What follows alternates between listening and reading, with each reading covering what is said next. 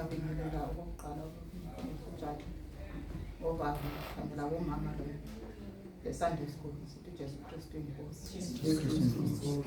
Mina bazalwane ngithande ukuzobonga uNkulunkulu ngomusa angenzele wona waqondana le ndodakazi yami. Indodakazi yami ngoba ngangitshilo ngathi ishadile, kodwa noma dishadile umoya wami vele kungajabuli kahle ngoba masinya nje ngadiscover ukuthi umkhwenyana uyihlobo lomuntu.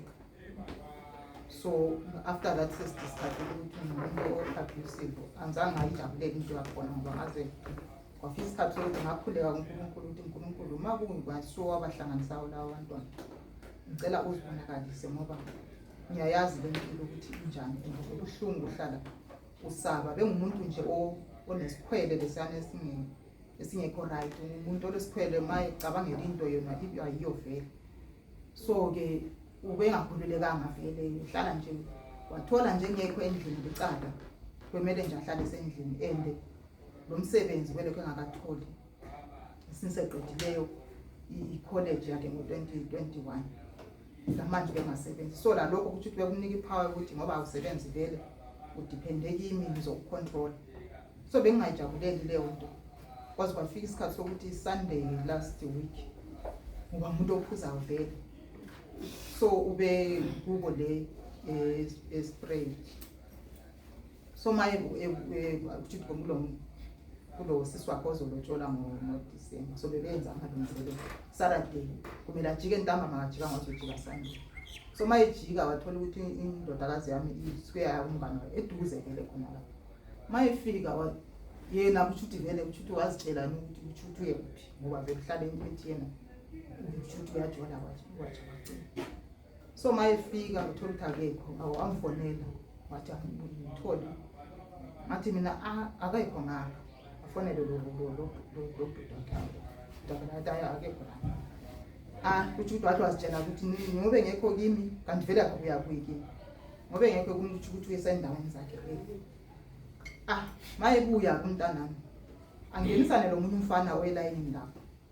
Avele nje wayiqondisa into yakho ukuthi hayi ukuthi vele ubuya la lo mfana ukuthi bazatshone lapha abatshona khona. Wavele wachaya umntanami phambi kwabantu khona lapho egate ngoba kulama gate lawa amabhunke lapha abahlangana khona lapho umfana. So bangenisana ke endlini, wafika ke endlini lapho hawo okutsho khona ukuthi ungasonkulunkulu vele namhlanje ngabe sikhuluma okunye ngoba wathola ichance yokuthi abaleke. Mayebaleka yena ukuthi bese thatha lowo menze, mayithatha lowo menze umntana angathola ichance yokuthi agijime aphume. Mayephuma ngoba vele labana abafana babebonile ukuthi lo muntu uyachaya, sebemile vele egethini. Mayephuma egethini avela agijima eqonde kulawo bafana.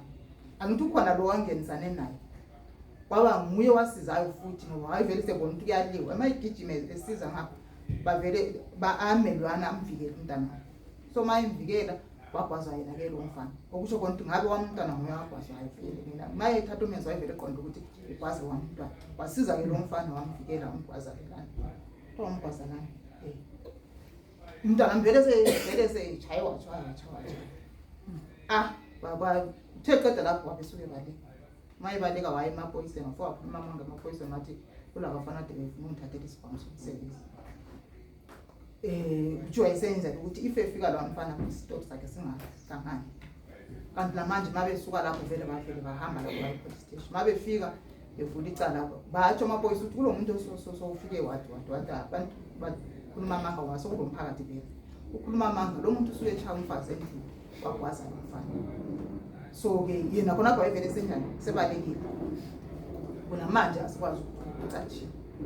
So ngavele ngathi kunzima ngoba indlela okwenze ingakhona umntana ngivele ngamlwa ngoba ngendlela angakhona ngokumchaya ngijube emchaya amkhahlele amabruises anawayesabe. Yena uthi wayevele eqonde ukuthi uyangicima emhlabeni.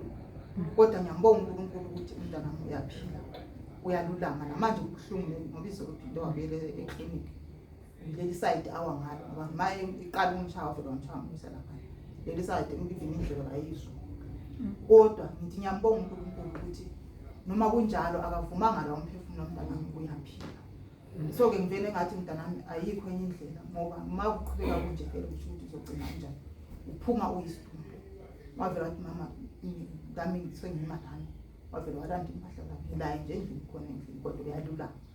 Ngakho ngizobonga uNkulunkulu ukuthi ngihawukele nomthandazo yami emisuku zonke ukuthi ngoba bengihlala ngile wari ukuthi uNkulunkulu noma ngenzani lo mfana ngiyacela uprotect umphefumulo womntanami. Ngakho ngiyambonga uNkulunkulu ukuthi uprotect umphefumulo womntanami. UJesu Kristu inkosi. Jesu Kristu.